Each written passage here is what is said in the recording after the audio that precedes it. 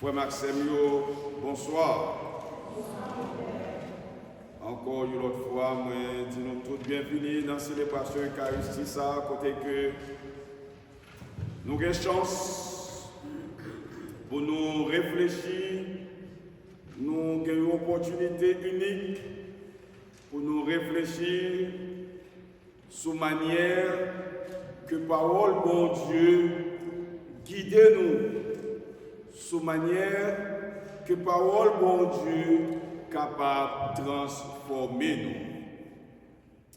Et chaque passage que nous entendons, que ce soit dans la première lecture là, deuxième lecture là et l'évangile là, les inviter nous à une rencontre renouvelée avec bon Dieu.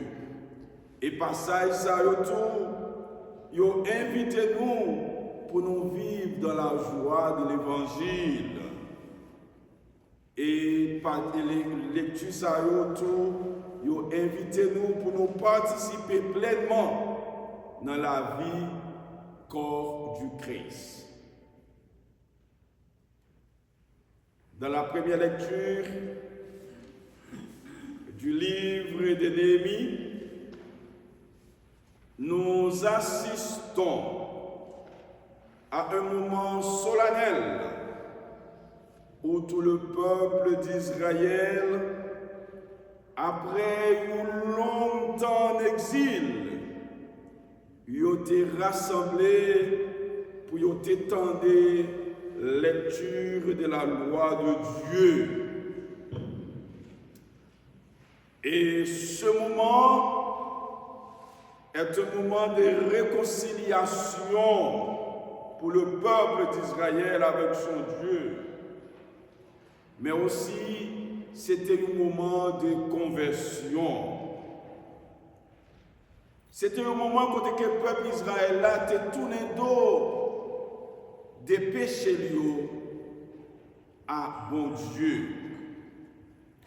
Le peuple prend conscience de sa condition et se met à pleurer en entendant la parole de la loi ou la parole de Dieu. Cela montre la puissance de la parole de Dieu. Et parole ça, frère Maxime, il gagne une capacité pour lui réveiller dans nous-mêmes des émotions très profondes. Et parole, mon Dieu, frère Maxime, qui a une capacité ça tout pour lui susciter dans nous-mêmes la repentance. Mais tout, parole ça, il est capable de conduire nous dans la joie parfaite dans mon Dieu.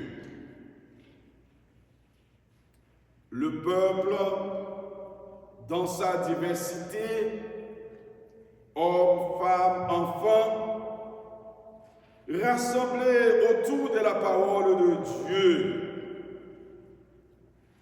Et frère Maxime, ça montre nous, lorsque nous tendons parole bon Dieu ensemble, et parole ça, il y a capacité pour lui unir nous.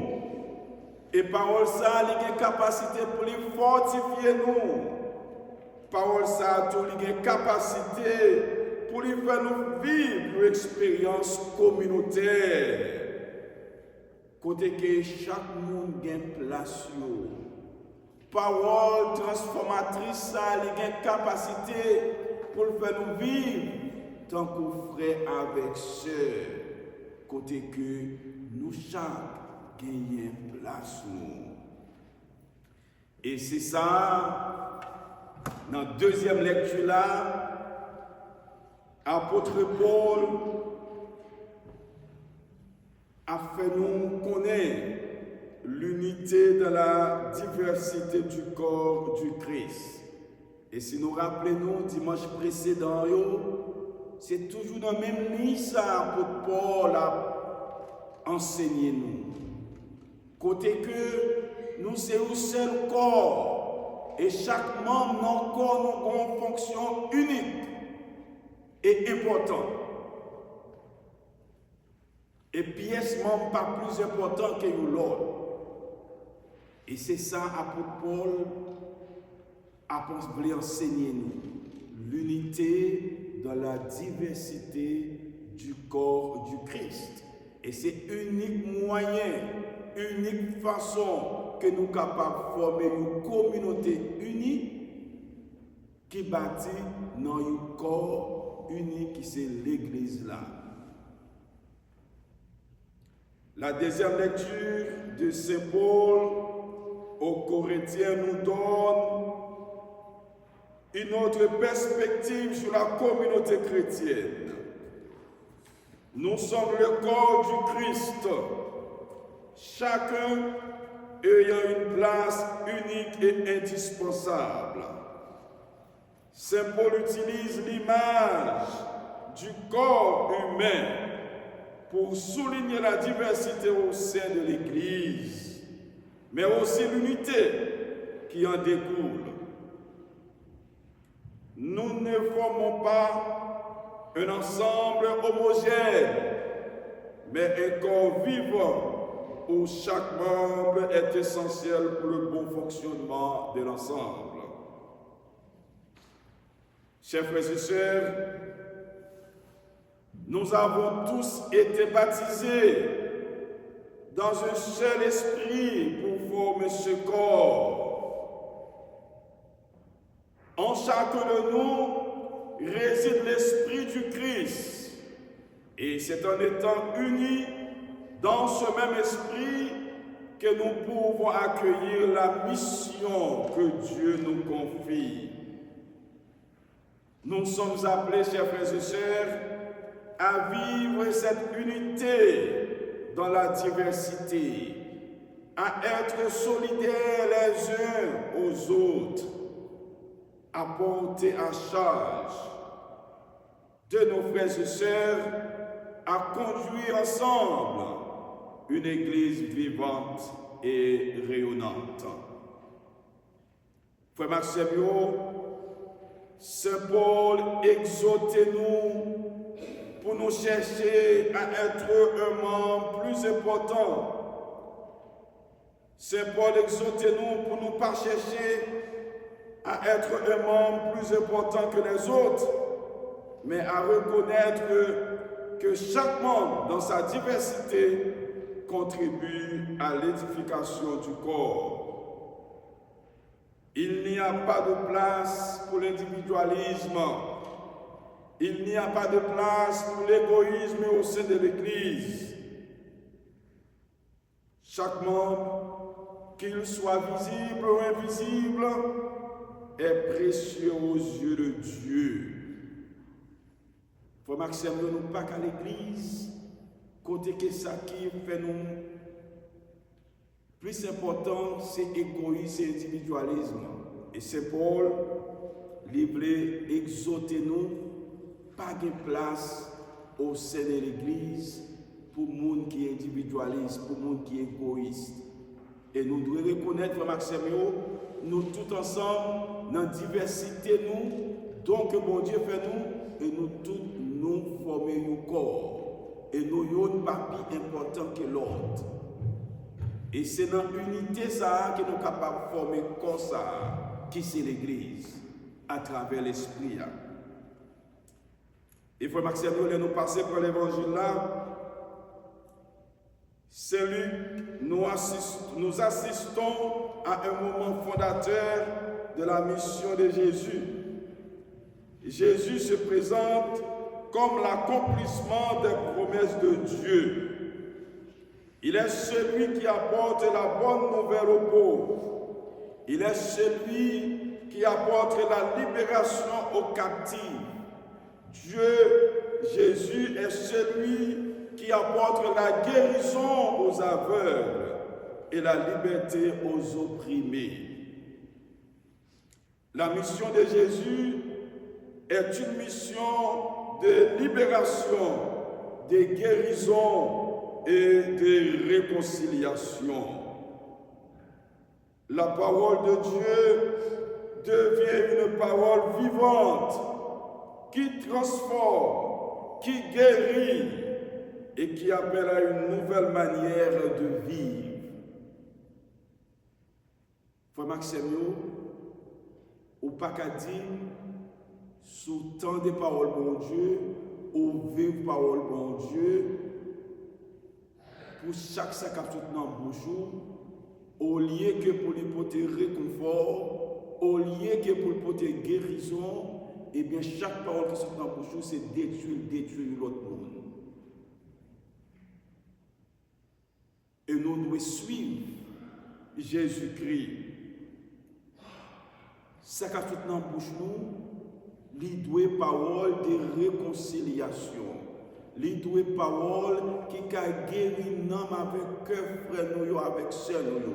Il doit parole qui est capable de réconforter l'autre frère Maxime. Il doit parole qui est capable de réconcilier nous à l'autre. Il n'est pas capable parole qui a détruit l'autre. Et il n'est pas capable parole qui a dévalorisé l'autre. Aujourd'hui, Jésus nous invite à entrer dans cette mission où nous sommes tous appelés à être des témoins, à proclamer la bonne nouvelle et à œuvrer pour la libération de tous qui sont prisonniers, opprimés, malades, dans l'âme comme dans le corps. La mission de Jésus doit continuer aujourd'hui à travers l'Église, à travers chacun de nous qui sommes envoyés pour être porteurs de la parole de vie et de l'espérance. Frère Maxime, lecture que nous sommes déjà, yo fait nous appel qui fort pour nous vivre la parole de Dieu dans la vie quotidienne nous.